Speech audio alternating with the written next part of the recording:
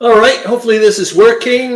Great to see you guys. Yeah, Chrispy, Galactic, Tolemykus, Charles Latora, Brian R. Smith, Harro, Bosma, William Arends. Super great to see you. And I'm just going to say this, even just looking at the comments quickly and what's been happening this week. It's been, for me anyways, a really interesting gamer collaboration or interaction and contribution week. It's just been freaking awesome. Well, you're going to find out in a bit when we go to the show you guys the narrative. Brian R. Smith, your clip encounters for the Weltkrieg Western Front. Oh my gosh, this is awesome.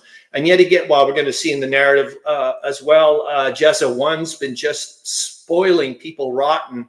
If you're into der Weltkrieg, it's just been popping out videos like there's no tomorrow. Harro, Bosma, when you're about to set up A&A after this. Oh, great to see you, Meandering Mike. I hope you're doing well. Like I've said before, Will, as soon as I saw your thing there, Harro, Bosma, I just immediately just think of that gorgeous gray map. Oh, I got to get it eventually, but not there yet. That's it. Yeah, let's get straight to the narrative. And yeah, hold on here. I just got to pop it on my screen. And I think it's been probably a pretty good idea. What I think I may do from here on in is put the war summary at the end of the show. And like I said, we'll just call it after hours or whatever. And that way, if if it's before the hour is up kind of thing, we'll do that. Oh, great to see you, Corvinus Wargaming. And well, yeah, you're part of this interactive contribution narrative this week. It's just been fantastic. Man, it makes us operating on about 2 hours sleep. It's weird that you mentioned that, because I was thinking to myself, I was going to actually pop in the comments, hope you're doing well at this early hour, but I know that you have some interesting sleep patterns. Let's put it that way. Anyways, let's get to the I'm going to share the screen, I hope.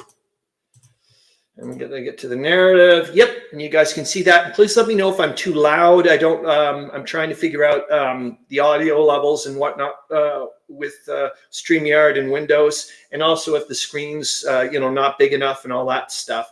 Hold on. So there we go. Welcome everyone, as per, and please let me know what you've been up to. If you guys already have. William Arends says, I tried to send you another email about the German response to the Wilson memorandum, but I was too tired to do so last night. I've looked over the entire article, but it was too long to translate. Thank you, William Arends. Yet again, as you're part of this contribution thing every week, it's just been, you know what I mean? Like I've said, it's weird. I feel like I put in, 1 ounce of effort, and I get back like 5 ounces, it's just incredible. What a feedback thing. So the live stream fact checker, I think the only thing I probably did screw up other things, but the only thing I picked up that I screwed up last week was I kept banging on saying that the Battle of Jutland was going to start on the 8th of May. I have no idea where the hell that popped into my head. But luckily for me, Chrispy Galactic commented on later on in the week, and was saying, well, when did the Battle of Jutland start? I'm not really too up on these things. And I replied saying, yeah, well, join the club kind of thing. It started on the 31st of May. And there's a ton of Battle of Jutland stuff going on right now, as you can imagine. Andrew Chung's he's going to be on the narrative here. He's been doing the Great War at Sea explanation of the rules and whatnot. The basic combat system seems not too bad, and it seems like you could also use it for the strategic movement phase. You don't just have to go into tactical land, which I wouldn't want to do anyways. I just want to stick with fleets and whatnot. Big Bertha bingo. So who wants a card? Basically, what I think I've mentioned before, what we're going to do was what Zoe Dufour thought was a good idea, and I think it is too. So when you get a number or whatever, you're going to get a point. And if you get a bingo, it'll be 6 points, and it'll go towards whatever. We only have 6 more live streams before the end of round 2, because next week we won't have a live stream due to the fact that I'm going to be at Can Games. Oh my God. Woo! It's going to be amazing. So anyways, so all I need from you guys is just some kind of comment right now, a thumbs up or whatever. And I've got cards made up, and what I'll do is I'll post your card in the community tab as an image. And so right now, just anybody who wants one, let me know. And it's just like, you know, and we'll go from there. And I'll start 2 weeks from now, obviously, because I can't do it next week. So here, let's take a look at what's going on with the points. So Meandering Mike with six things to go. You're there. But Brian R. Smith, as per usual, is nipping at your heels and was at top spot there just a tiny little while ago. So here we go with some of the massive amount of contributions. It almost felt reminded me very much of Harro Bosma when we had that Harro Bosma special, basically when you were coming back from the Essen Fest or whatever the heck it was called, the convention there. Anyways, the Grog Shed, who I think has maybe been on here once very quickly live, but he watches it afterwards, the live stream.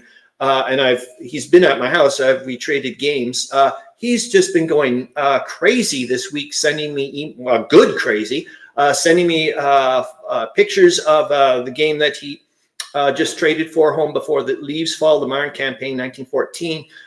He also sent me a couple of links to some amazing podcasts, as well as he was like, hey, I was, you know, taking a look at your the last live stream you've been mentioning about the Zeppelin raids in England and so on and so forth. And he was like, oh, I'm from around the Hartlepool area and whatnot, and Scarborough and all that area. And then he mentioned about the naval raid that happened in December 1914. I completely forgot about it. Like, it was like in one year and out the other. I was like, so it was all brand new news to me. Hopefully we'll take a look at what the hell we're going to see it here. The Arends, the ATA, the Arends translation attrition. We're going to get to it for flipping sure. This thing with the ultra stars there, that it's the first thing we're going to do in a minute. As well as the trivia. The National World War I Museum and Memorial update, which I wanted to do a month ago. I've already missed two. I think we're now into the third image of the month or something. It's like, what the hell? This is a talk that's on YouTube that I've avoided watching for several weeks because I found the title very provocative, so provocative that it pissed me off. It was The Great War Justified, and I was like, what a stupid title is that for a show? Whatever, but I bit eventually, and I was like, okay, I understand. They're not going from a philosophical thing. They were looking at it from in that frame. Did they feel why were they going to war? Why was each side going to war? Why did they feel that this was something to do? And I was like, okay, now, like, I felt better about it. It was amazing. One of the people in the talk is this guy here, David. Oh, darn it. Probably for me, the most provocative. I'm learning this, finding this out lecture there about the rise of fascism, or the reaction to fascism in France and Germany after World War I. And they were talking about the Treaty of Versailles and whatnot. And I was just like, you got to remember, I'm still like ignorant monstrously about a lot of this stuff. And I was like, I've got biases and so on and so forth. And, just pick and choose whatever's. And I was like, holy moly, this person was showing me it from a different perspective. And I was like, okay, I've got a lot to learn. It is not funny. And this person just did this to me again this week, watching that thing when he was talking about basically why the British went to war. And it wasn't just because to uphold their honor towards Belgium and Belgium's neutrality. I was like, whoa, it's got me thinking for a long, and probably will for quite a long time. Like I said, Jezza 1 is doing a ton of Der Weltkrieg right now, he calls them a few like specials. He's going over the maps, and he's played the game so many times, it's not funny. Well, you should see his counters. His understanding of not just the mechanisms for the rules, but the map and so on and so forth, and historical context and everything. It's like, whoa, well, for me, I'm just like in heaven. And then the research crash course for historical wargamers by Corvinus Wargaming. Saw it earlier in the week. It was awesome, super valuable, and I wanted to share it with you guys. So I've got the link. I popped his thing in the sources and links. for sure. Please take a look at that. I'm going to have to go back onto it again. Like it was just this, there was also this website about how to make your own bibliography and whatnot. I was like, wow, I just felt empowered being able to research more effectively. And especially due to the fact that time is a premium. I don't know about you guys, but it is for me. Here's one of the links I was mentioning that the Grog Shed brought out. I've just barely took a look at it. Basically just bookmarked it for now. The old front line, it looks pretty darn good. Help me understand what I'm missing. This was a post that I mentioned to you guys a few months ago. I did not answer it because I felt I'm not qualified to answer it, but it was a post from a user on BGG about your Weltkrieg. Someone finally answered the bloody thing. Oddly enough, someone just asked a question earlier this week about what one I'm trying to find. Like it was like, oh, I want to have this front, that front, and all things combined. What do you think I should go for? Yet again, I didn't feel qualified to answer the question. I can't find the question now on BGG, but I'm like, it's somewhere there. So anyways, I'd like to go and take a look at that person's thing. The World War I Digger History podcast with Phil Manel. That's another recommendation by the Grog Shed, and that is about the Anzacs, mostly about Australians, I do believe. The Pershing lecture series, When Stalemate Ends. One thing I'm getting a little ticked off with YouTube lately is that they don't seem to be giving me my notifications as much. I missed this live, and I was pissed. This is part of the World War I, the National World War I Museum and Memorial. They were doing it. I did not get notified. I'm like, what the hell? Anyways, well, it's about the Battle of Jutland, obviously. It's a dandy. That's all I got to say. And then here's the raid in Scarborough, Hartlepool and Whitby. That was a mention, also another mention by the Grog Shed. I just watched oh, darn it. I can't remember it's not BBC. Anyways, it doesn't matter. A Granada special way back when. It is 20 minutes. Well, it's about 20 minutes long about that. The thing is they're able to interview these old people that were children that were actually there during, like on the raid of Scarborough and whatnot. So it's like, wow. And they actually even got to interview one of the soldiers who was super young that was brought in to make sure that everybody felt like they were safe. It's really good. I was like, because I wanted to not just read wiki entries about it and so on and so forth. Oh, good morning. Great to see you, Gamers with Coffee. Meandering Mike says you were up to 600. Yes, he is. He had the 600 subscribers special there. And then we're going to get to the week that was May 5th to May 11th. And that's that. So here we go. I'm going to start off. Well, I'm going to leave the... do I need the narrative for now? I'll leave it on here for now. Hold on here. But I'm going to stop the screen.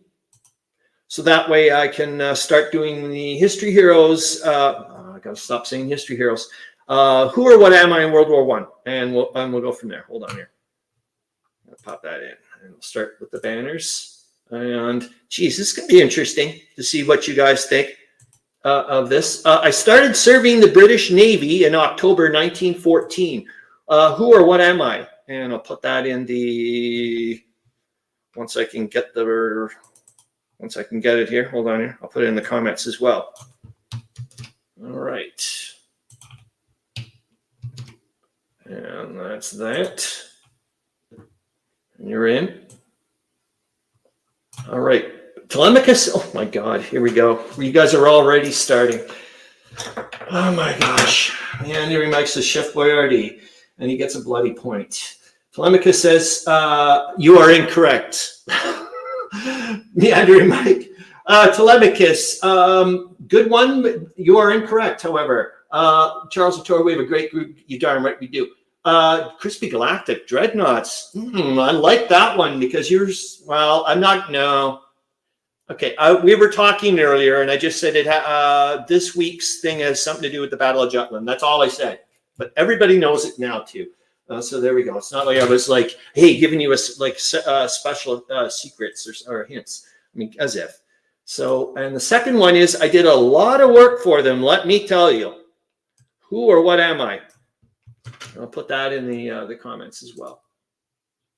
Is the Hangman's Noose a dreadnought? Or a dead knot? Or no, it would be. No, that would be. It certainly wouldn't be a dead knot, because then, well, no, that's a good little tongue twister, Meandering Mike. Well done. I like it. Okay, so we're going to put that one in. So I did a lot of work for them, let me tell you. All right. You guys. Okay, Chrispy Galactic says aircraft carriers. No, but you are incorrect. But I'm going to say this, Chrispy Galactic. I do know that the Americans, I think at the tail end of that war, were starting to practice or do something like that. Tolemykus says signals. Holy shoot. You are incorrect, but I think I know where you're going with that. Meandering Mike says combat pigeons.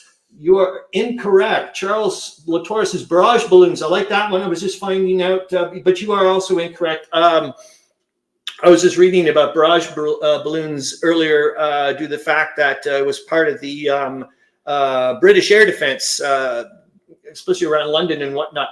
Corvinus Wargaming says, thank you, Meandering Mike. Chrispy Galactic says the British fleet had 2. And Harro Bosma says destroyers.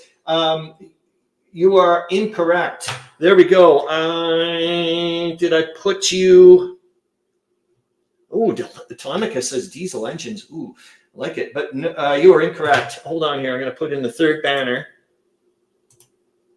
However, if it was not for the Russians handing me over to the British, you probably would not know of me. Who am I? Or who or what am I? I'll put that in there. There you go. Charles Latora says the HMS Hood. No, you are incorrect, but I know of the name. That's about as much as I know. Okay, so you guys are doing pretty darn good here, though. Okay, so I'm going to pop that. And, well, I just already said it, so it's not a very good clue, but oh well. I was very valuable for the Battle of Jutland. Who or what am I? And I'll put that in the comments as well. Tolemykus. Oh my God, Tolemykus.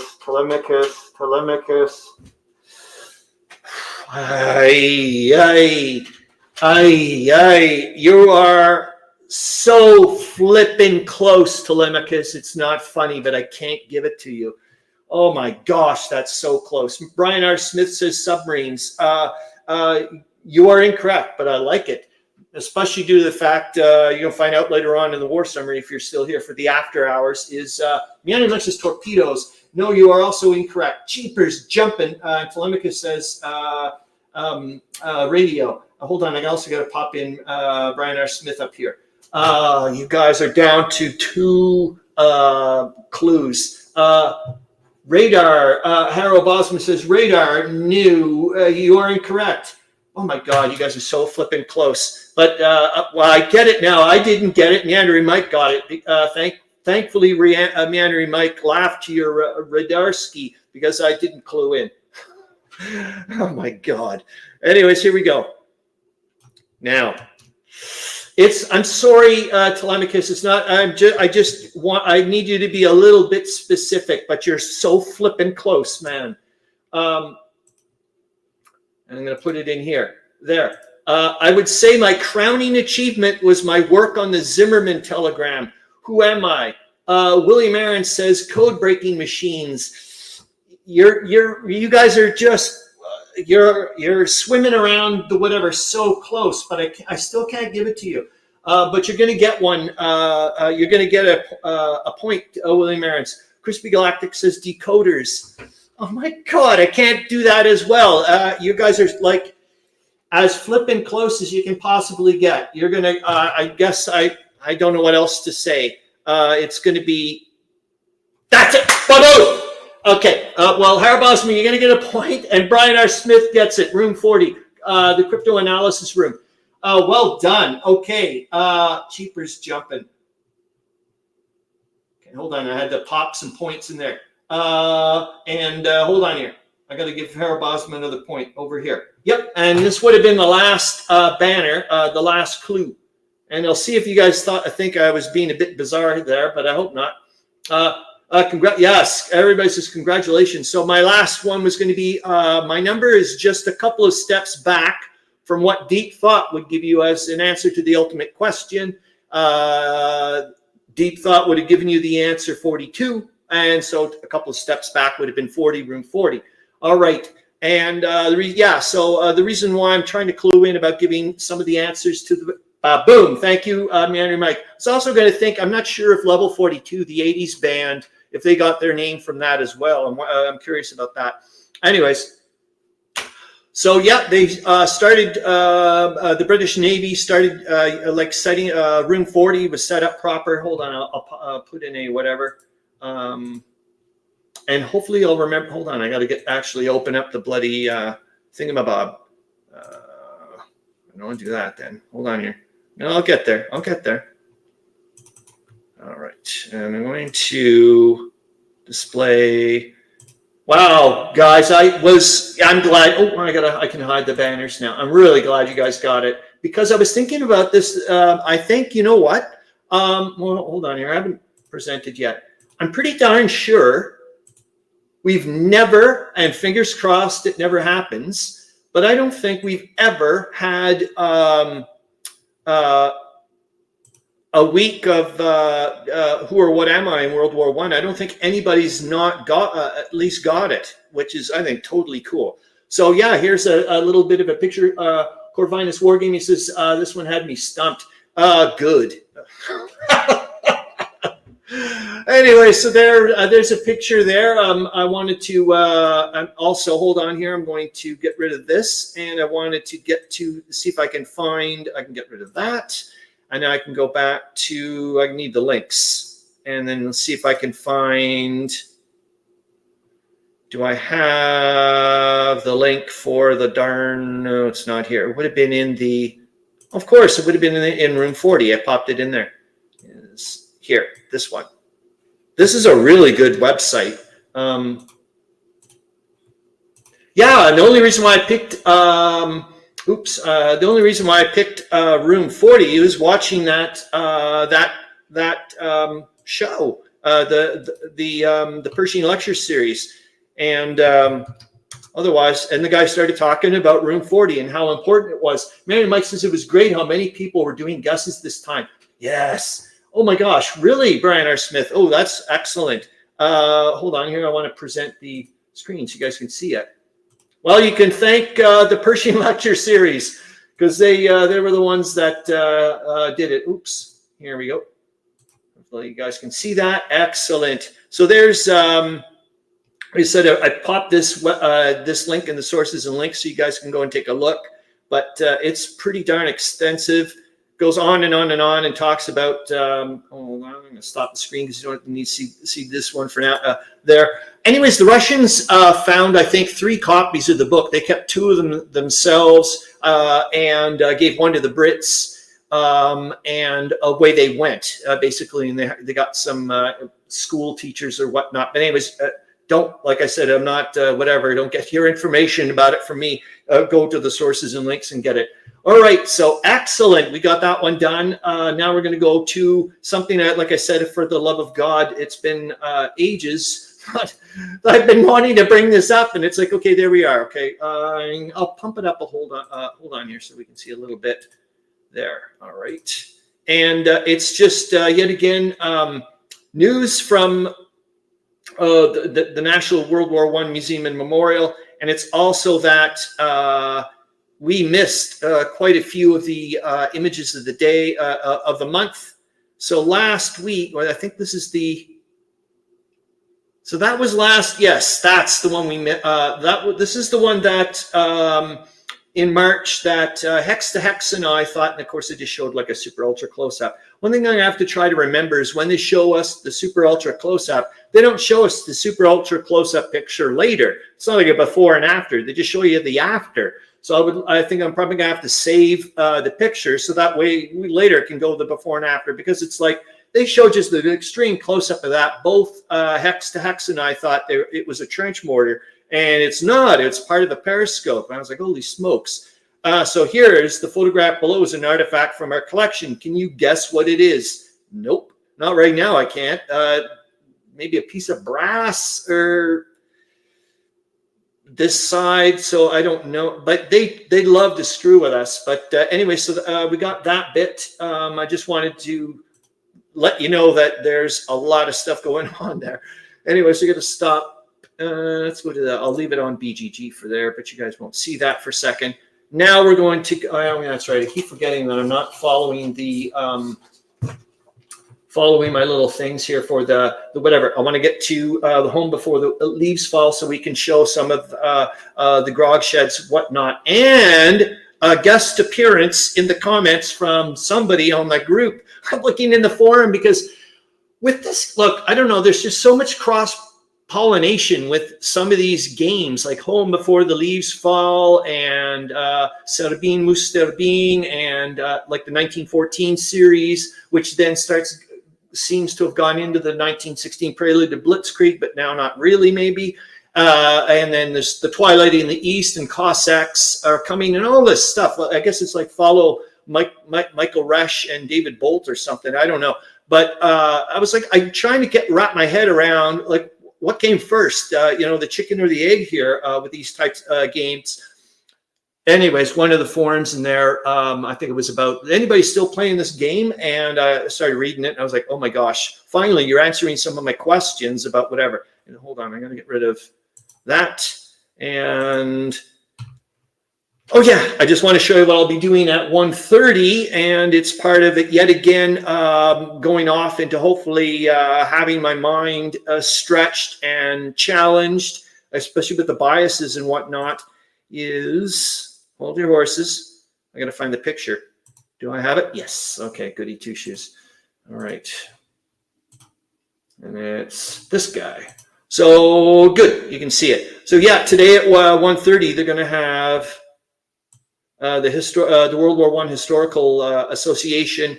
They'll decide format for a century of foment. And obviously, I'm looking forward to this. So that's... Hopefully I can get back and chit chat about you with that. This book, guess what? No one saved my soul and bought it, so I ended up having to buy it myself, as if. I'm super duper happy. Like I've said before, this every time I've opened this book, it's just like just a treasure of stuff into it. I read the preface yesterday. And it was fascinating. Great to see you, Hissy Cat. I hope you're doing good. Jesuan, I hope you're doing good as well. Why I've got that book off to the side is because one thing I've been trying to do, I actually even have been editing the war summary that way, the week that was that way from the Globe, trying to what I thought I was being in respect to the Ottoman Empire, and try to often replace the word Turk or Turkish with Ottoman. I thought I was doing the proper thing.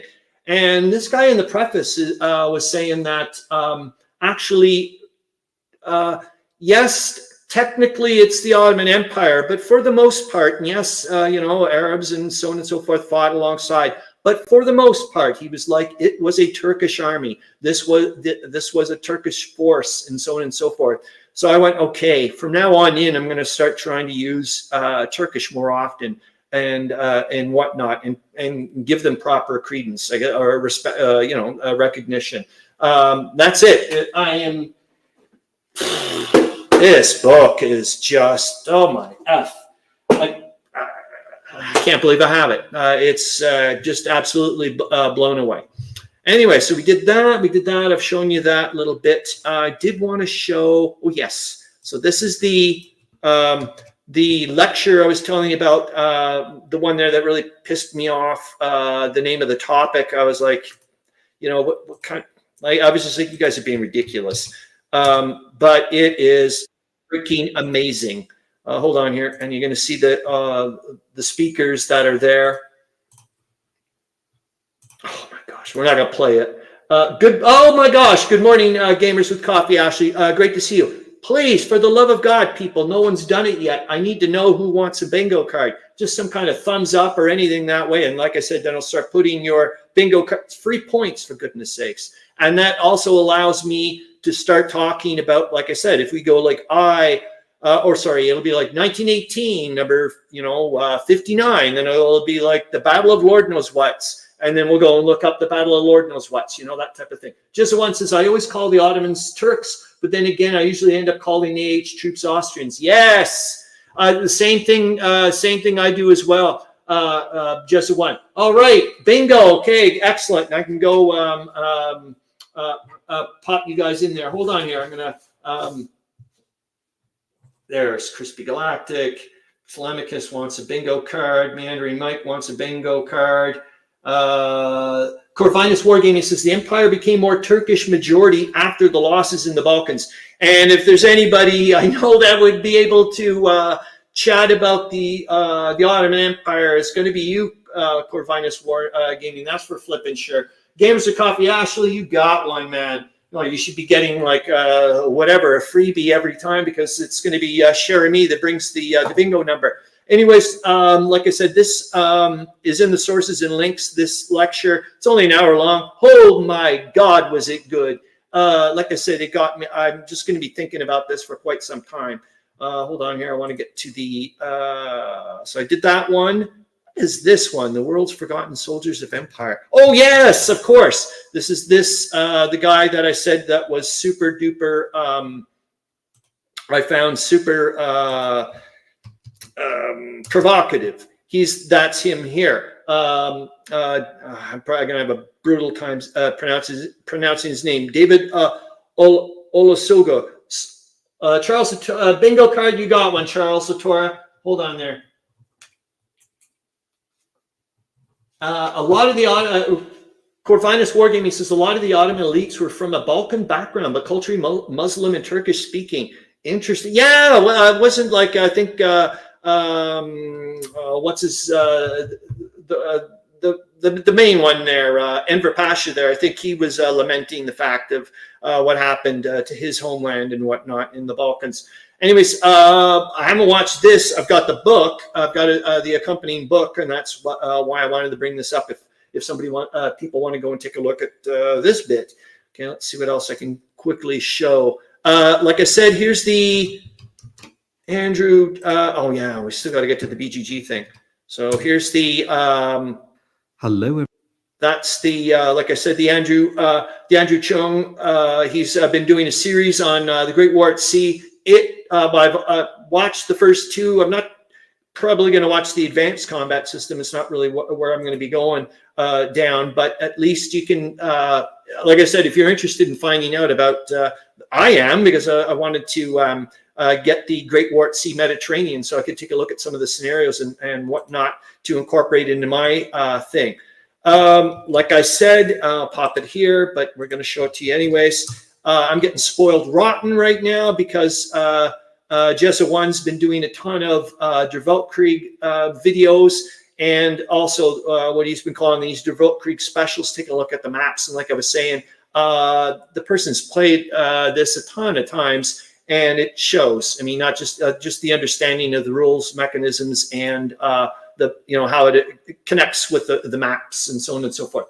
Corvinus Wargaming says the Committee of Union and Progress, Young Turks, was hedging their plans on keeping the Balkans because most of them were from there, but it didn't pan out, of course. Nice. So you got that one. Oh yeah, and I'm gonna, like I said, here's the link because I want to pop. I want you guys to all see this, for crying out loud. These are the real McCoys.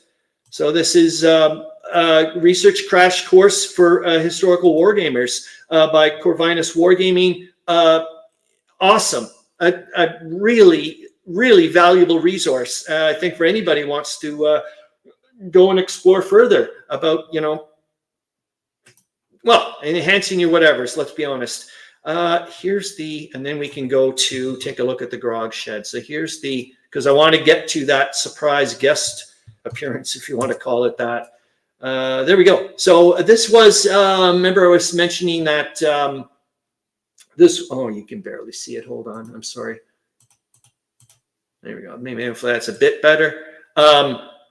So yeah, this was helping me understand what I'm missing. I've been pounding through the snares for the past week or two. The system has the breadth that I'm looking for with World War I, but there's something I'm missing. Maybe someone here can help me. The facts. I play solitaire all from the Eastern Front and Ottoman War.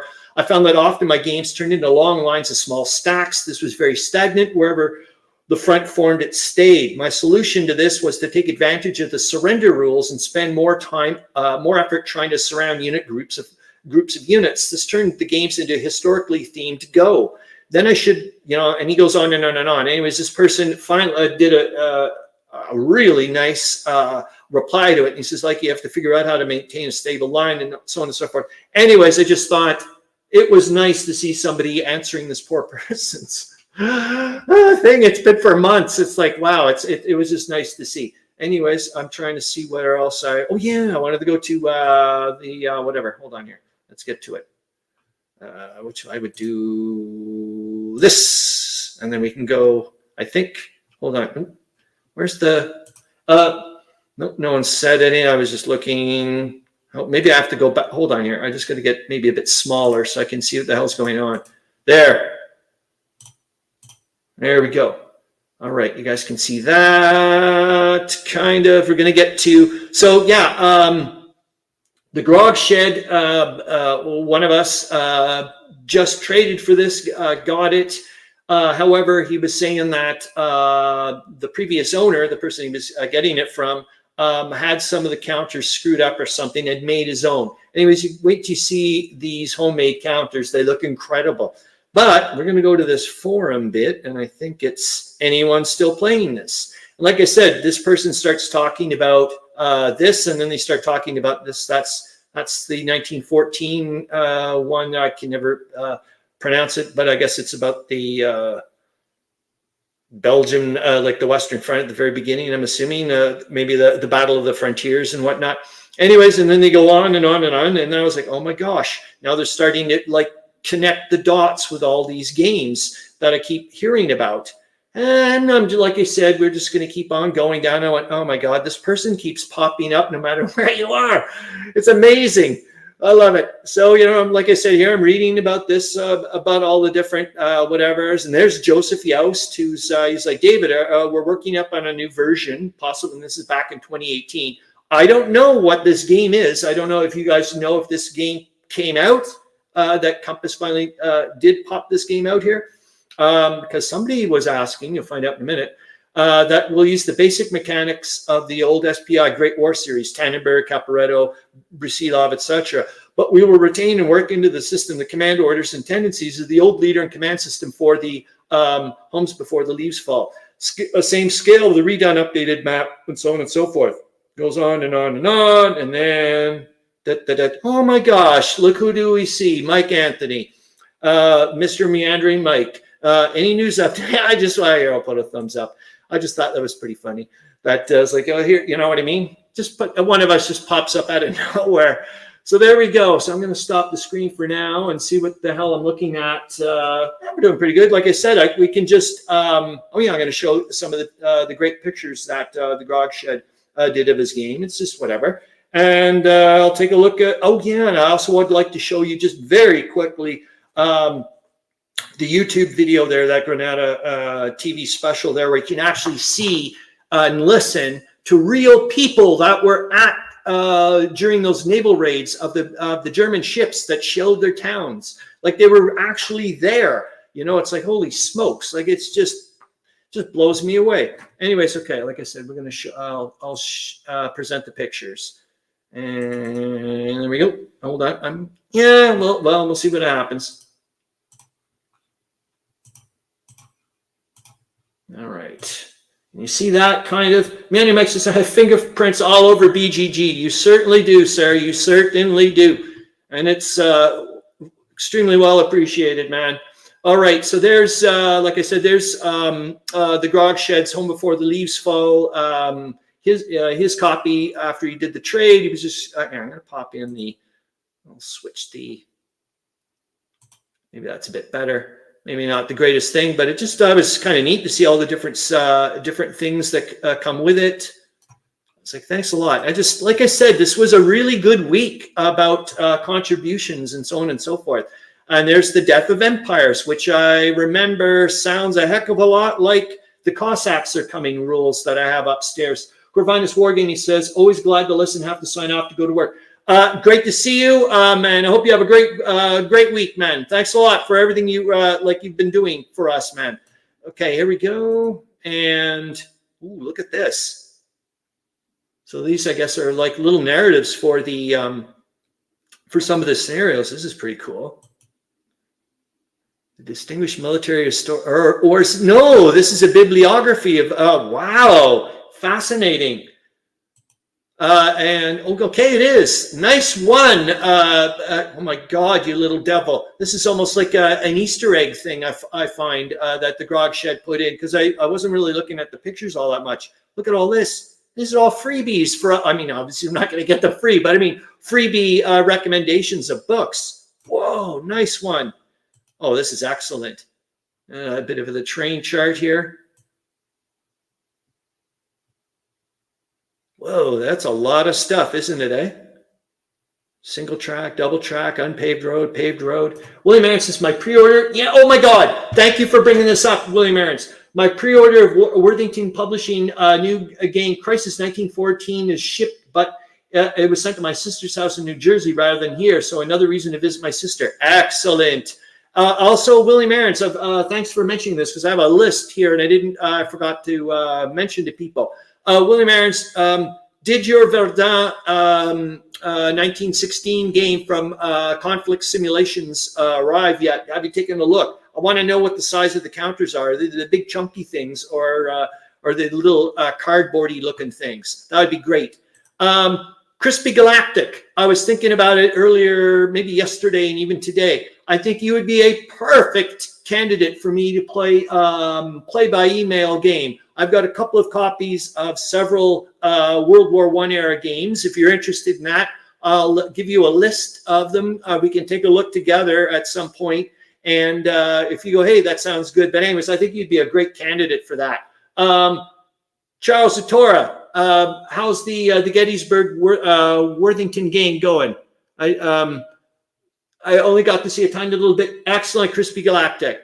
Like I said, I would prefer to do World War I era, but I mean, it's not the end of the world. Pardon the pun. Home Before the Leaves Fall map, and when I saw this, that's when I went, wait a flipping minute. This reminds me a heck of a lot like upstairs with the my Cossacks Are Coming, and then, like I said, then it was going off into Wonderland. Oh, excellent, Chrispy Galactic. Oh gosh, yeah, we're about to see the counters. So there you can see some counters right off. It even says sample counters. Excellent. And those are the homemade counters that person did. I guess there was some damage or whatever. I'm like, Jesus, those look really darn good. So that's that. I'm going to stop the screen for now. Pop that to here. We got 40. Yeah, we're doing pretty darn good. Taking a look at what I've mentioned here. Yes, I do want to show you like I said, the Harro Bosma says nice map encounters. Yes, oh, you little devil. Please, Harro Bosma, take some pictures for us once you get the Axis and Allies set up on that beautiful map of yours and on your table. I really, really, really want to see what it's going to look like on a not a jammed up map, you know what I mean, kind of thing. It would be really nice to see. Hold your horses here. Where the hell am I? Yeah, I wanted to show you the raid in Scarborough. And there you are. Is this it? This is it. Yes, we'll send them this week. Excellent. Thank you, man. Oops. It's this one here. Yep. Sorry, hold on. Yes, it is. I did find it odd, though, that this the announcer, he seems to be, when I was watching it, he seems like he's smirking most of the time. I'm like, it's a pretty grim freaking thing you're talking about, dude. Like, what the hell? Okay, it's Yorkshire television. But here you go. I'll just, we'll put it a little tiny bit. I don't think I'm going to get into trouble. Please let me know if you can hear that.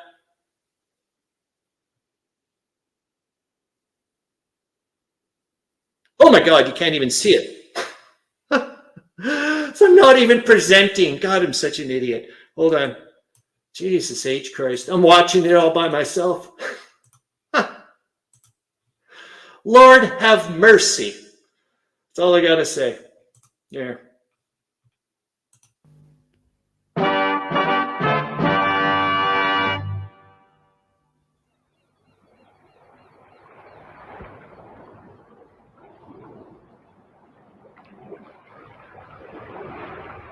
In the winter of 1914, the war seemed a world away from Scarborough.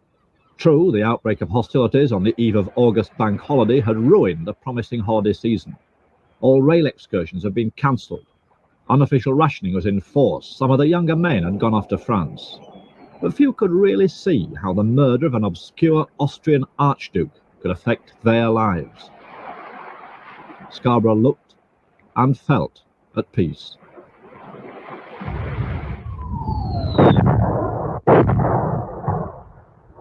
I stooped down to get a ladle of meal to give to the chickens, and the ground seemed to lift to meet me. And okay, I didn't want to. That's it. I don't want to go too crazy and get into trouble. But I wanted. Man, Mike, since all that talk earlier about chicken and egg made me hungry. So I had a turkey burger with a fried egg. Wicked. Oh God, I haven't had one of those in a dog's age. Anyways, yeah, when that really just gripped me. When that person started talking, I went, oh boy, am I in for a treat. That it's not just going to be a documentary kind of thing. And they are interviewing people left, right, and flipping center. I was like, wow. And it's neat that, of course, like I said, the majority of them were children at the time. So they've got as far as I'm concerned, it's just a fascinating perspective. But I was also trying to remind myself, this has been decades since then. And, your mind plays with things and you ad lib and so on and so forth. It's the way things are. Let's see, what else can I talk about? Well, whatever. Oh my God, we haven't even gone into. We haven't even done the ATA, for God's sake. So cheapers jumping. I'm glad I keeps. Yes, Chrispy Galactic, like us. Well, the thing is, well, it's just coming out. What is it? July 1st was the very first day for Gettysburg. For you guys, the 3 days or something like that. So it's just around the corner. I'm sure everybody and their dogs. It's a nice looking game, Chrispy Galactic. I hope you get to take a look at it. Worthington's, yeah, I really like that map. Okay, so I'm going to do this here. Hold on. Put that here. What did I want? Oh, yeah, I wanted to show you the ATA, and then we'll go to the week that was, and that probably is going to bring us into the after hours. That makes sense. All right. So Gamers for Coffee says, thanks, Mike. Now I have to make some breakfast. It's almost noon here. William Harrison's Verdun 1916 has arrived here. I had it shipped in Ziploc rather than boxed to save on shipping costs. There are 2 9x6 counter sheets. The counters are thin and pre-rounded. Okay, thank you very much. I really mean that. Thank you very much for letting me know that, William Arends, because that's it's a clincher for me. I want the big, thicker ones, so I'm gonna have to figure out where I can get it. So please let me know if you guys if that's too tiny or whatnot. But looks good for me. But I mean, it may not be for you guys. See, Cat says, I think some bacon is in my future. Well done. Oh, here we go. Oh my God, I haven't had. Yeah, that's another. Forget it. Oh, actually, I was just talking about it. I don't know if you guys have ever had chicken wraps with bacon and then just a slight drizzle of honey in it. Oh my God, is it delicious? Anyways, here we go. And this blew me away. At first, William Arends, I wasn't going to put in this little bit for people to see because I'm like, I don't know what you want people to see. But then when I read it, I'm like, no, I want people to know about you and your wife, man. This is unbelievable. From the Norfolk County, County Library, Simcoe, Ontario. I'm here because my wife sometimes comes to this town over 100 kilometers from Kitchener to work as a translator and intake clerk for a health clinic set up for migrant farm workers at a supermarket in this town. Jesus. She does not want to make the trip by herself, so I accompany her and go to the library while she is working. There are a few World War I era pictures on display here that I will send you along with this article. But you were in a rush, you didn't, so I'm hoping you will eventually when you go back to the library. But anyways, I was just like, wow, that was impressive to hear. Charles Latora says, I'm hungry too, but my family's in the kitchen. They got first dibs. All right, Berlin's latest news, May 9th, 1916, the position of the American government, Copenhagen, May 8th. From Copenhagen comes the Telegraph political statement. In Washington, it was declared from the people who are in the closest circle to Wilson that the president sees further discussion of undersea warfare as an isolated and sealed-off situation. One can surely perceive from this that the American government has no intention of giving Germany a positive answer. In spite of the tense situation, the Germans in America, these individuals, are being adversely affected in their daily lives and deserve consideration. One example of this can be seen with the security regulations in the munitions factories having been recently intensified. Chrispy Galactic says, Grandpa gets elbowed out. Yes, the poor bastard. But I'm sure, let's be honest, you don't think Charles Latora has snacks cubbied away somewhere in his gaming den? Give me a break. Anyways, the news of the day is reported. The Reuter telegram that conveys the kind of an impression that has been made by the German memorandum to the United States is expected to be a false correspondence.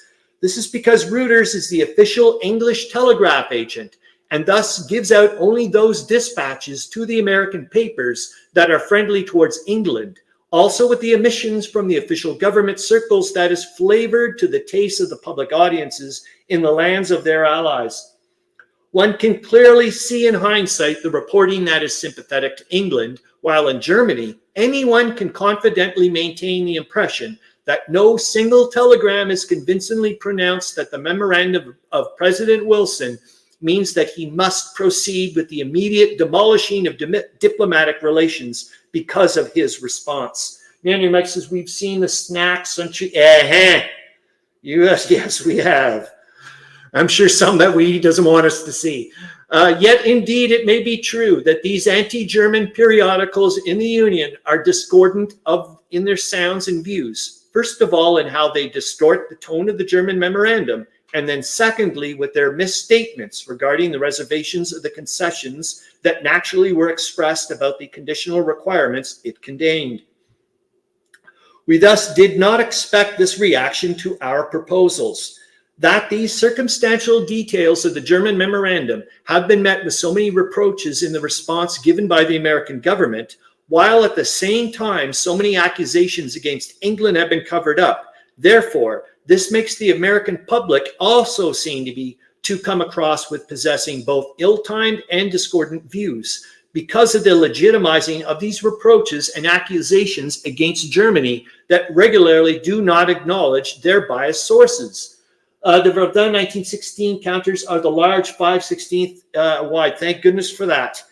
And here's another just mind-blowing amount of stuff that you just gave us here, William Arends. You're going to see it here. Charles Latora says the hidden snacks. Russell Stover sugar-free candies. Trouble is, the youngest granddaughter always seems to find them. Translators note the reference to the intensified security at the munitions factory in the USA reminded me of an incident in my grandfather's life. Hold on, I got to take a bit of water here. After the early death of his father, all thought of further higher education was ended, and my grandfather had to go into an apprenticeship at the age of 13. This was to learn the butcher trade in a shop owned by one of his uncles. He did not like this occupation, and when he emigrated to the USA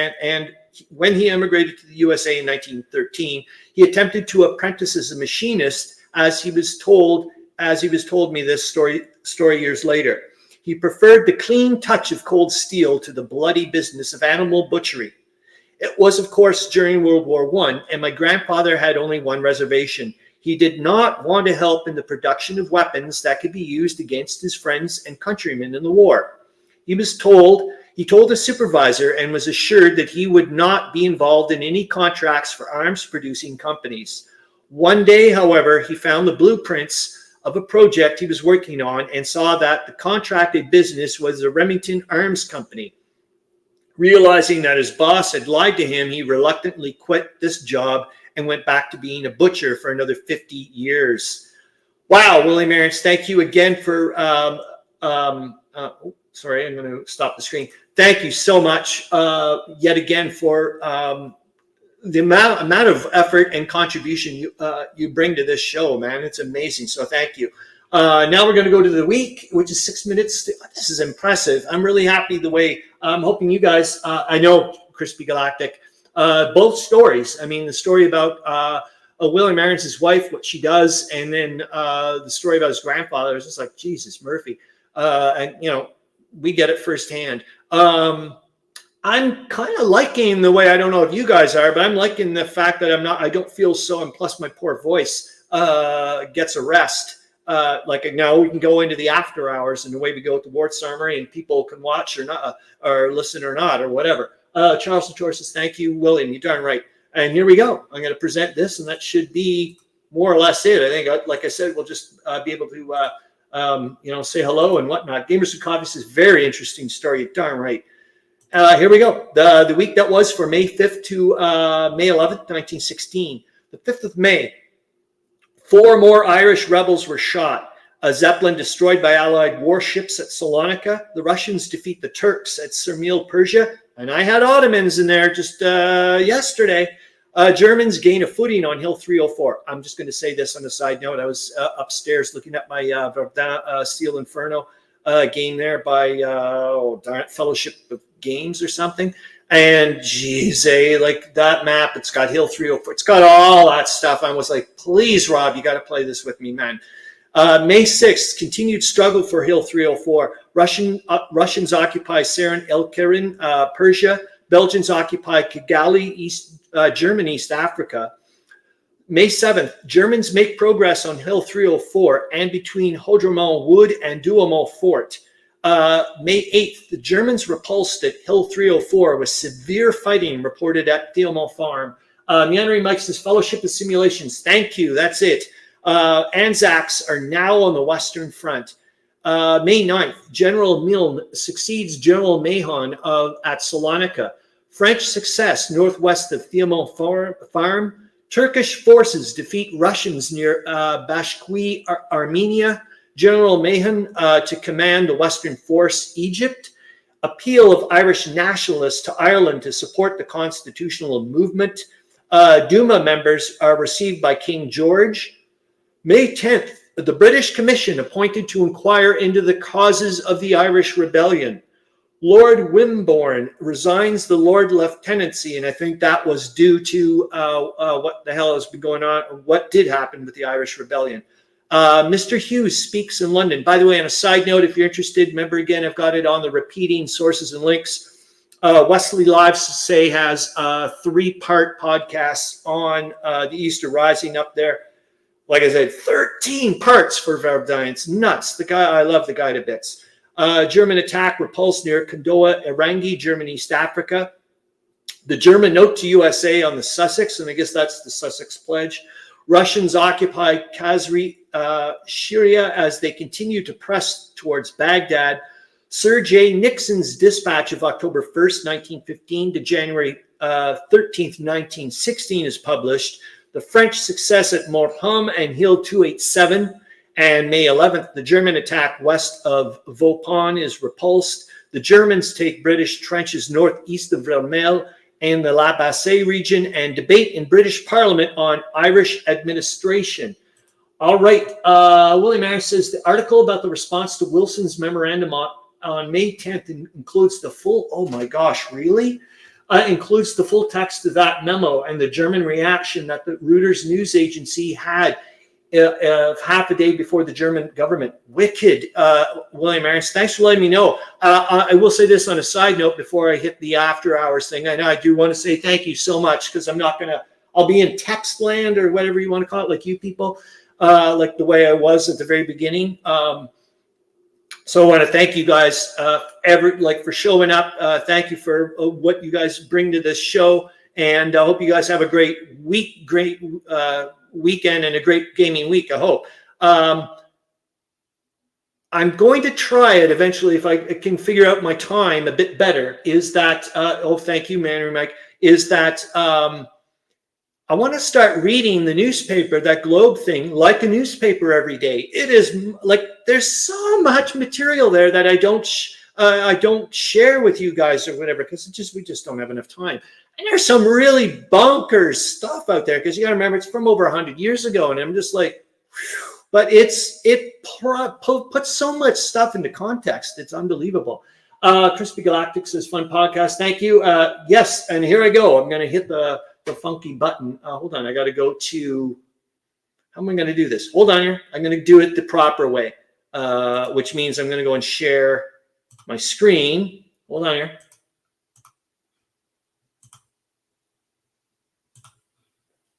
Please let me know. I'm going to get rid of me, obviously. Okay, and we go to my YouTube thingamabobamajig. And then we go to my playlist. And there we are. View the full playlist. And one other thing I was going to do, I don't know if you guys can still hear me. Gamers of Coffee says, good show. Thank you. So what I think I'm going to start doing now is after the show, I'll just leave these public. I don't know if anybody wants to watch them, but I mean, at least they'll be there. Okay, so I'm going to pop this puppy on here, and just let me know if you guys can hear the whole darn thing. All right, here we go. So this is the war summary for live stream number 75, May 5th to the 11th, 1916. Let's see how it goes, because this is tape number 2. The fighting on the northern and eastern slopes of Dead Man's Hill continues, and the French gains increase. Early yesterday morning, after the successful action fought on Wednesday, the French, after most effective artillery preparation, continued their advance. So deadly was the fire of the French guns that at one point 2 Germans emerged from a trench section and surrendered, explaining that they were the last survivors of its occupants. The center of interest shifts to the plains of Lorraine and between Verdun and Metz. From Dutch sources, which may or may not be well informed, comes the statement that the fortress city of Metz is being evacuated by the civilian population. The French in the Woevre are all well within range of the forts of Metz. From Thiaucourt to the city of Metz is only 17 miles, and the new large caliber siege guns now being turned out in the French arsenals could undoubtedly drop shells in Metz from the French lines at Thiaucourt. Have the Germans learned that while Joffre has been holding them off at Verdun, he himself has been preparing for a drive towards Metz? That is the only reasonable explanation of the alleged evacuation of the city by the civilian population. On a side note, because I'm trying to add bits here, I don't know if you guys remember from the past few weeks, we were seeing in the war summary and some of the headlines about that a lot of the civilian population, like in Lille and whatnot up there, was being evacuated. I didn't understand why. I found out I should go and find the sources rather than just say I found out, because it sounds like I'm making things up.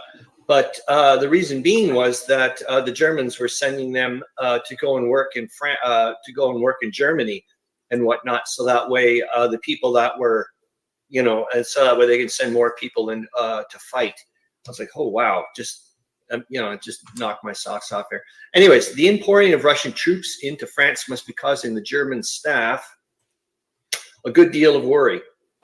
A 5th contingent is reported as having reached Marseille yesterday. There's been well-guarded secrecy as to the number of Russians landed in France, but the steady flow indicates that the vessels used to transport war supplies to Russia are being utilized also as troop ships on the return voyage. By some means, Russian ports in the White Sea have been freed of ice much earlier than usual, and the result is a substantial increase of the strength of the Allies on the Western Front. If General Joffre can count upon 2.5 million Frenchmen and 250,000 Russians to hold the line from Soissons on the Aisne to the Swiss frontier and form armies for field operations, he may well consider himself strong enough to wrest Lorraine from the Germans. It must not be forgotten that Alsace and Lorraine are very dear to the heart of France, and that for the recovery, Frenchmen will fight with even greater heroism than in the defense of French soil temporarily overrun by the enemy. And I'm sorry, I'm doing another side note, because I found out earlier in the week that one of us, Chrispy Galactic, has started to go backwards to find out, some of the background to how World War I started. And he's knee deep in 1870 and finding out about how the French got their arses whooped by the Germans there and whatnot. Anyways, the sending of Russian troops to France, where they can be more readily equipped and provided with munitions than at home, appears to have been one of the things resolved upon at the War Council of the Allies earlier in the spring. Mr. Lloyd George referred to another aspect of the Russian situation in the Commons yesterday when he said that until Russia had completed her equipment so as to employ her immense reserves of men, it was essential that France and Great Britain put every available man in the field. That seems to be an indirect way of saying that Russia will not be in a position to exert at full strength this season, for Mr. Lloyd George adds, Germany is well aware of the danger of this country failing to take the utmost share it possibly can of this year's burdens immediately. The program of the Allies would seem, therefore, to indicate a 3 years war, with Russia's tremendous manpower as the decisive factor in the third year of the struggle. Until the Zeppelins can carry a good deal more weight than at present, the coast of Scotland is fairly safe from their incursions. It is officially admitted by Berlin that the L-20 was one of the airships engaged in the raid on the British coast on Tuesday night. She was blown out of her course, it is stated, by a strong southerly wind and was lost off Stavanger in Norway. General Townsend's last message prior to his capitulation at Kut-el-Amara, which was read in the House of Lords yesterday by Lord Kitchener, is the sort that one would expect from him. There's no whining. In the face of imminent starvation, he declares that the men under his command are pleased to know that they did their duty. Yep. I'm going to keep on trucking here. Hold on, because I've got a lot of stuff to talk about. And the way I seem to be ad-libbing here. Sorry, I'm also drinking coffee. Petrograd reports increasing Turkish activity in the region adjacent to the Black Sea, where at Beyabur, a Turkish night attack on positions recently captured by the Russians was repulsed. In central Armenia, in the direction of Erzincan, the Turks also tried a night attack, but were driven back. The Grand Duke holds all the land wrested from the Turk with the utmost tenacity. He has not surrendered a foot of the ground occupied by his forces since he assumed the Caucasus command. A dispatch from Athens states that the Allies have occupied Florina, a Greek frontier town some 15 miles south of Monastir. This move may cause further friction between the Allies and the Greeks. It is probably made so that the Serbian army may advance against Monastir directly from Florina instead of joining the Franco-British advance up the valley of the Vardar from Salonika. A general forward move on the Balkan front must come soon if it is to be made this season at all, for by November, campaigning is no longer possible in the mountains of Macedonia. The effect of the larger war issues of Germany's new order to submarine commanders will depend largely upon whether it is accompanied by secret instructions that will largely nullify the official announcement.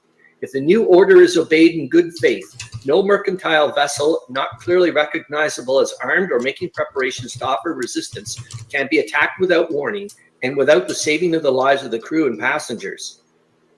To warn the crew of a merchant ship and give opportunity for the removal of all on board before the torpedoing her makes it necessary that the submarine shall rise to and remain for some time upon the surface. That may safely be done in unfrequented waters, but assuredly not in the Channel, the Straits of Dover, or along the east coast of England, where hitherto the submarines have reaped their richest harvest of ships torpedoed without warning. There's opportunity in the wording of the new order for an unscrupulous submarine commander to evade its intent by pretending, as it did the officer who sank the Sussex, that the vessel attacked and sunk without warning was, in his opinion, a warship, an auxiliary cruiser, or an armed merchantman, and had shown evidence of an attempt to escape. All right. A possible effect, which must not be altogether overlooked, is the renewal of the German submarine attacks of the opening months of the war upon naval vessels and transports. That was grim and dangerous work compared to such easy wholesale murder as the torpedoing of the Lusitania. But if the merchant ship or the passenger vessel can no longer be regarded as lawful prey to be sunk without warning, the Germans may resume the more legitimate and more dangerous business of sinking warships and transports. Britain will probably continue to place more reliance in the arming of her merchant ships than in the promises of Germany. The liner clan McFadden arrived in the Thames yesterday, after fighting 2 German submarines, and it is believed sending one to the bottom. The first attack was made in the Bay of Biscay when a submarine fired about 50 shots at her at almost point-blank range. The steamer turned a big gun on the submarine, hit it several times, and is thought destroyed the German. 3 hours afterwards, a second submarine fired a torpedo at the Clan McFadden and missed her by a few feet. The liner was apparently not warned in either case. Hold on here. The destruction of 3 Zeppelins within as many days makes this a bad week in the air for Germany. The loss of the L-20 on the coast of Norway early on Wednesday morning was followed by the destruction of a second airship of the Schleswig coast by a British cruiser, which evidently lay in wait for the dirigible near its hangar. This action took place on Thursday. Early on Friday morning, a Zeppelin raided the French camp at Salonika. The official report states that it was shelled by the guns of the Allied fleet and fell in flames at the mouth of the Vardar River. The Zeppelin, an effective weapon of warfare, is almost entirely deflated. Goodness gracious.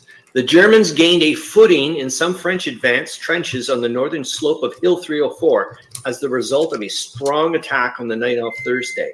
This is admitted in the French report. Berlin also claims that German troops occupied and afterwards destroyed some French trenches in Avocourt Wood that had been abandoned by the French because of the intensity of the German artillery fire. Sir Percy Lake reports from Mesopotamia that the situation is unchanged. The first of the sick and wounded from Kut El Amara have arrived in the British camp, which apparently is still located near the Filabi position, some 17 miles from Kut. There's comparative inactivity on the British front, even the artillery being less active than usual because of adverse weather conditions. The Germans exploded mines near Neuville and Albert during the night of Thursday without gaining any advantage from their labors. The long drawn-out struggle around Saint-Éloi has apparently ended, and the Canadian casualty lists will become lighter for a time. Remember, this is a Canadian newspaper. The Russians are on the move in Volhynia. The region between Rovno and Olika is the scene of the advance. Petrograd reports that Russian troops are making progress and have established themselves on the ground, occupied despite heavy Austrian counterattacks. Farther south, also on the railway leading to Tarnopol, that place again, the Russians had the advantage in sharp fighting.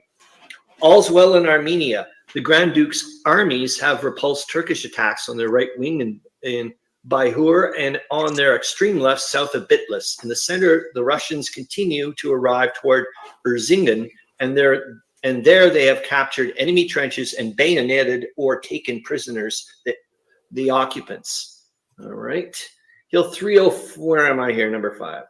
Good God. Hill 304, the key position of the French outer line of defense on the west side of the Meuse is in danger. The midnight French official report states that the extremely violent bombardment, which has continued incessantly for the past 2 days in the region of Hill 304, reached its climax today in a strong German attack against our front between Hill 304 and Dead Man's Hill. After repeated efforts, the Germans finally penetrated our communication trenches to the east of Hill 304. Everywhere else, they have been repulsed with heavy losses inflicted by our machine guns and batteries, which energetically bombarded the German line. The driving of this wedge southward along the low-lying land between Dead Man's Hill and 304 unquestionably endangers the position of the defense. Hill 304 is the highest point occupied by General Pétain's forces on the west bank of the river. Between it and Dead Man's Hill, to the east, there is a ravine occupied by a considerable stream. The German advance was undoubtedly directed along this ravine toward the east and south of Hill 304. The capture of the communication trenches forces the French to relieve and strengthen the troops holding 304 by using the road northwest from Ain or Esne.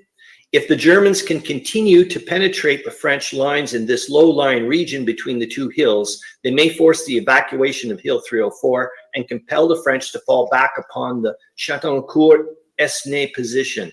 The German success not only imperils the French lines on Hill 304, but increases the pressure upon Dead Man's Hill to the east. It is not likely that the French chiefs will lose their grip upon these splendidly held and hitherto almost impregnable lines without making at least one smashing counterattack. To the right of the Meuse, while this battle was raging, another was initiated by the Germans, who made several attacks in rapid succession against the French trenches lying between Hodarmour Woods and Fort Douaumont. On the western flank of this attacking front, the enemy were able to gain a footing in the French line trenches on a front of 500 meters. This win is not merely so serious as that upon the western side of the river. The Douaumont position, which is the key to the French defense in this region, is still unshaken. The Paris report on Saturday night admitted that on Thursday and Friday, by the employment of a new division of troops brought up as a reinforcement, the enemy had been able to occupy a part of the French trenches on the northern slope of Hill 304. A new German division had also been identified on the front east of the Meuse. This means that before the assaults of Sunday, some 40,000 men were added to the German strength north of Verdun. The German staff seems to be prepared, like General Grant, on a historical occasion to fight it out on this line if it takes all summer. Belgium begins to come to her own. It is officially announced that Belgian troops have 3 weeks ago crossed the Rousses River, which formed the boundary between the Belgian Congo and German East Africa, and captured German positions at Changugu. Since that time, the progress has continued easterly towards Lake Victoria, Nyanza. A German post at Ishwange was occupied on April 22nd. There has been heavy fighting in this region between the Belgians and the Germans for the better part of a year. The army of General Townsend, which recently surrendered at Kut El Amara, was in a serious condition. The second and third parties of sick and wounded sent down the river by the Turks, Sir Percy Lake reports, number 453, and reached the headquarters of the Tigris Corps on Thursday and Friday. The hospital ship returned to Kut on Saturday to bring back the fourth party. It is clear that the effective strength of the garrison must have been greatly reduced before their surrender by the large number of sick and wounded within the fortifications, who were not only of no value in the defense of the position, but must have greatly hampered the effective force because of the necessity for constant attention. The most important news in the Russian official statement is that in the direction of Baghdad, our troops attacked the Turks with the bayonet and dislodged them from their position in the neighborhood of the village of Sirenaklarand. After bayoneting the defenders, we occupied the position.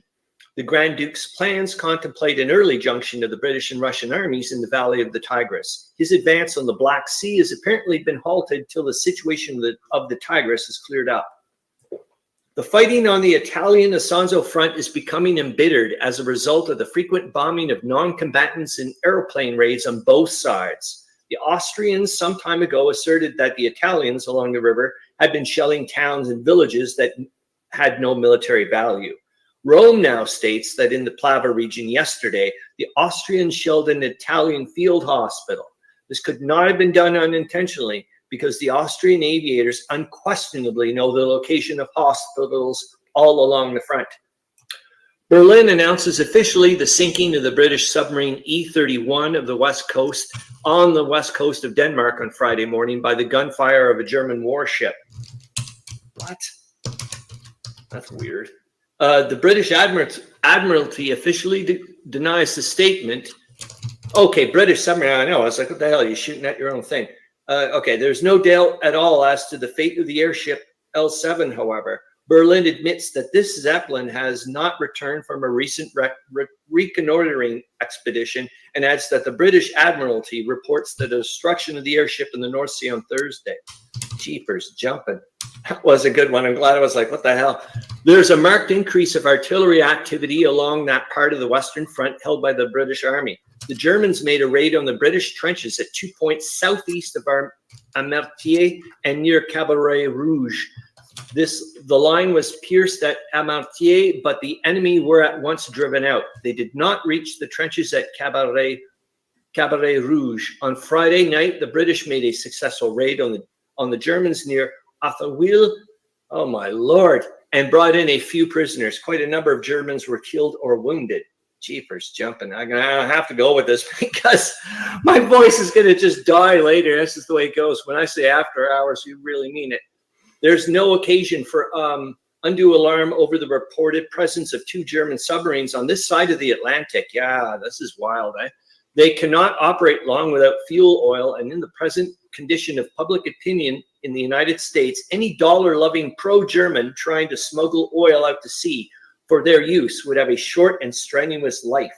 If the story told of the attack on the Venezia by the escorts of the submarines is true, the British Navy will comb the Atlantic mile by mile till the enemy's vessels are destroyed. And the convoy system is going to be kicking in at some point. I don't know when the hell that is, maybe next year. The French positions on Hill 304 are held with splendid tenacity, despite the tremendous efforts of the Germans to obtain possession. After the furious assault of Sunday afternoon, which carried the enemy along the east side of the hill, as far as the French communication trenches, the defenders rallied for a counterattack, which took place during the night. This repulse was the signal for a renewal of the terrific cannonade that has been directed against Hill 304 for the better part of a week.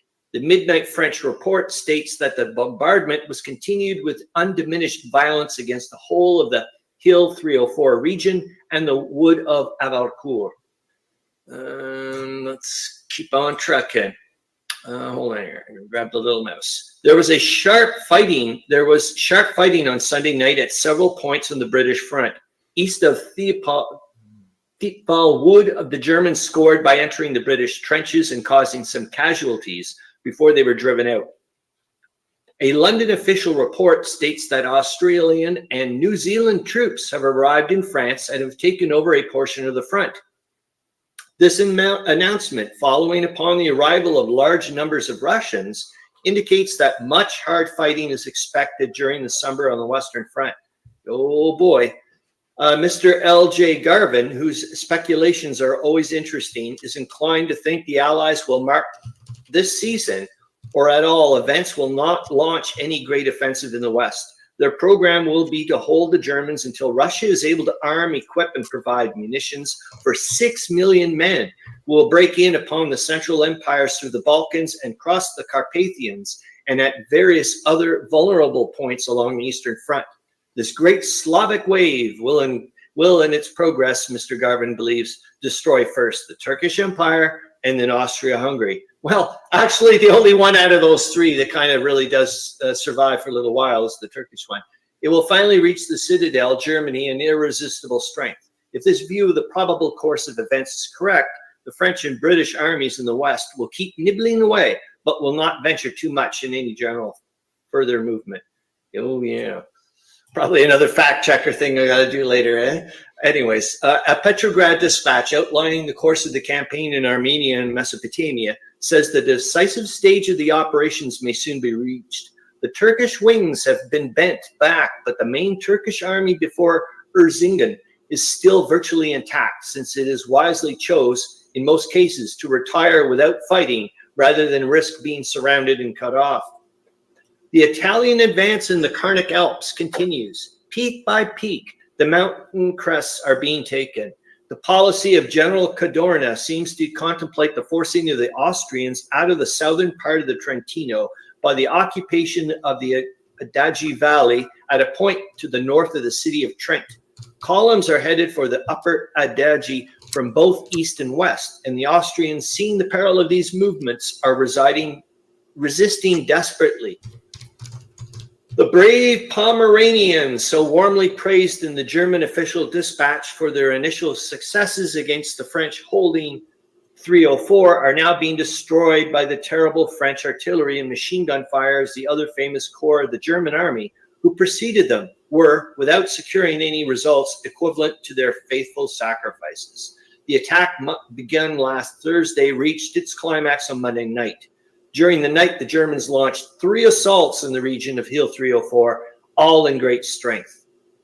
The setback in an all-night struggle took some of the fight out of the Germans. Their artillery fire in the region of Hill 304 slackened yesterday, and an infantry attempt to capture a French trench west of the hill was stopped short by the French artillery. So effective was the barrage fire that the Germans were not able to leave their trenches and form for the attack. On here. In view of the renewal from time to time of the German offensive at Verdun, long after it has been demonstrated that the place might become the grave of the entire army of the Crown Prince without being forced to surrender, observers are wondering what madman is responsible for the Verdun campaign. Well, had General Joffre himself planned the struggle, he could not have served more effectively the interests of the Western Allies. The losses of the Germans since February 21st are believed to have been not less than 300,000 men. Youch. The titanic struggle of the Meuse dwarfs operations elsewhere on the Western Front. The British official report states that artillery activity yesterday was quite unimportant. This will be welcome news for the Canadian relatives of men in the trenches.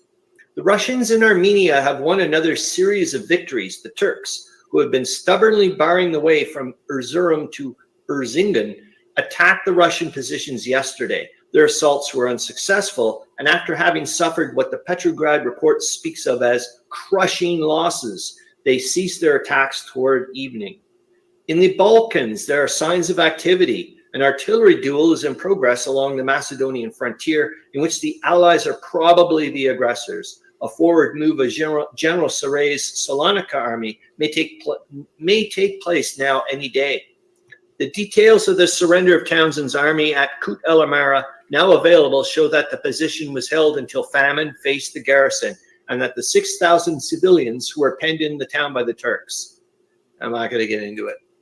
The general assault on the trench west of the Meuse does not prosper. Yesterday, the center of the conflict was shifted to Hill 287. After a violent bombardment, the enemy tried to overwhelm the French positions at the foot of this hill, but the attack was completely repulsed. The Paris Midnight Report states that French troops carried out a small offensive action against the enemy on the western slope of Dead Man's Hill. It is announced that the British Army in France and Flanders now hold 19 miles of the front. If there is any truth in the statement of Major Morat, the military critic of the Berlin Tagblatt, that the number of French troops engaged in the Verdun campaign is 800,000, and this figure represents half of the entire forces which France still has at her disposal for active fighting, the British Army will have to take hold of even a larger part of the Western battlefront, which is going to happen because the Battle of the Somme is about to kick in. An official British analysis has been published that of the German casualty lists up to the end of April. This does not mean that the losses recorded are all that have been sustained by the Germans. Yeah, I'm going to get into that as well. It's just numbers. The airplane as a means of carrying relief to beleaguered forces seems to be valuable. The British airmen attached to General Courageux' army were not able to save Kut El Amara, but they dropped an average of 1,000 pounds of food a day into German Townshend's position from between April 11th and 29th. I mean, they're just going to talk about it's not enough. But if on the Western Front, because they have way more planes, maybe that would be a better option. The statement is made in a dispatch from Athens that the Germans are emplacing numerous 17-inch guns on the Salonika front. This would indicate their intention of holding the Vardar Valley by defensive lines instead of attempting to capture Salonika. All right. Oops. What? Is that? No way. Is that it? There's no way. I guess it is. Holy smokes. Okay, let me get to here, and I'll just stop the screen and hope to God this went kind of okay. All right. See you later. And away we go.